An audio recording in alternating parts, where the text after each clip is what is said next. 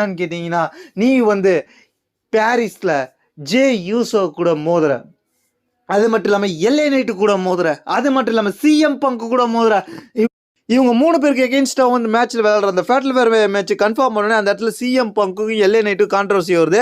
எல்ஏ night போட்டு அடிக்கிறாரு. அதுக்கப்புறம் தடுக்க போன ஜெய் ஈசோவையும் போட்டு அடிக்கிறார். இவங்களும் அடிச்சுக்கிட்டு இருக்காங்கல்ல. எல்ஏ நைட்டுக்கு வந்து சிஎம் பங்கு ஃபினிஷர் போலாம் ரெடி அடிப்பார். அந்த இடத்துல என்ன நடக்கும்னு கேட்டிங்கன்னா, பேரன் பேக்கர் பின்னாடியே வந்து அட்டாக் பண்ண ஆரம்பிச்சிடும். அதுக்கப்புறம் வந்து ஒட்டுமொத்த வந்து செத்ரோலின்ஸ் டீமும் அட்டாக் பண்ண ஆரம்பிச்சிருவாங்க. அந்த இடத்துல என்ன பண்ணுவாங்கன்னு கேட்டிங்கன்னா, வெளில வச்சு எல்ஏ நைட்டுக்கு ஒரு பெரிய ஸ்பியரை போடுவார் பேரன் பேக்கர்.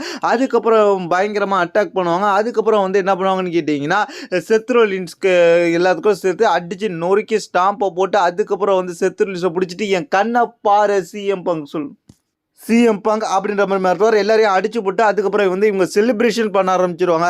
இந்த வாரமும் டாமினேட் பண்ணது செத்ரோலின்ஸ் டீம் தான் அப்படின்றத தெரிஞ்சுங்க.